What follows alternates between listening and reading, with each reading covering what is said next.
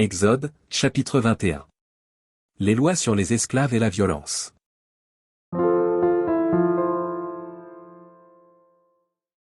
Voici les lois que tu leur présenteras. Si tu achètes un esclave hébreu, il servira 6 années, mais la 7e, il sortira libre, sans rien payer. S'il est entré seul, il sortira seul, s'il avait une femme, sa femme sortira avec lui. Si c'est son maître qui lui a donné une femme, et qu'il en ait eu des fils ou des filles, la femme et ses enfants seront à son maître, et il sortira seul.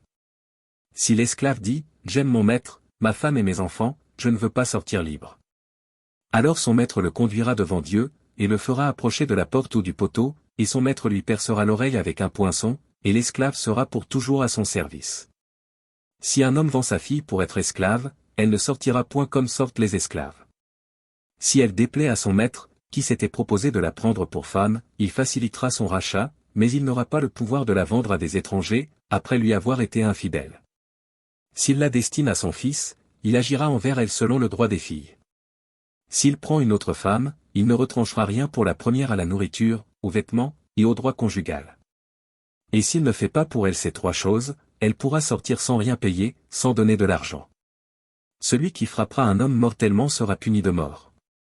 S'il ne lui a point dressé d'embûche, et que Dieu l'ait fait tomber sous sa main, je t'établirai un lieu où il pourra se réfugier.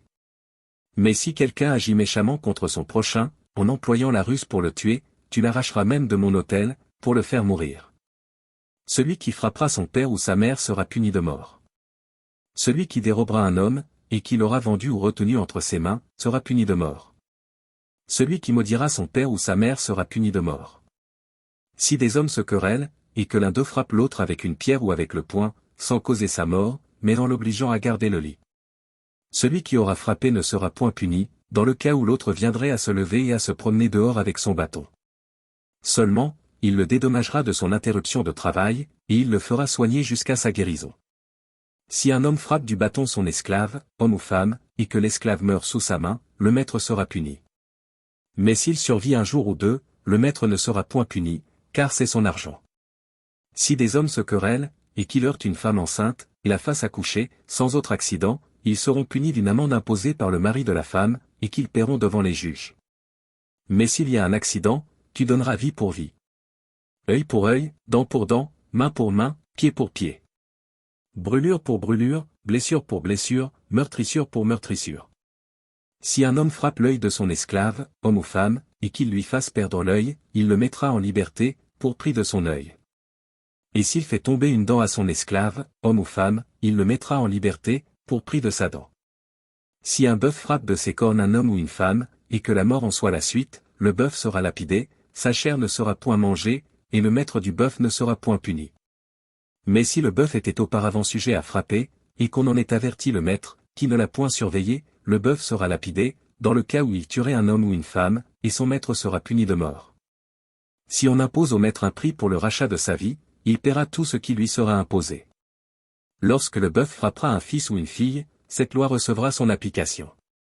Mais si le bœuf frappe un esclave, homme ou femme, on donnera 30 cycles d'argent au maître de l'esclave, et le bœuf sera lapidé. Si un homme met à découvert une citerne, ou si un homme en creuse une et ne la couvre pas, et qu'il y tombe un bœuf ou un âne, le possesseur de la citerne paiera au maître la valeur de l'animal en argent, et aura pour lui l'animal mort. Si le bœuf d'un homme frappe de ses cornes le bœuf d'un autre homme, et que la mort en soit la suite, ils vendront le bœuf vivant et en partageront le prix, ils partageront aussi le bœuf mort. Mais s'il est connu que le bœuf était auparavant sujet à frapper, et que son maître ne l'ait point surveillé, ce maître rendra bœuf pour bœuf, et aura pour lui le bœuf mort.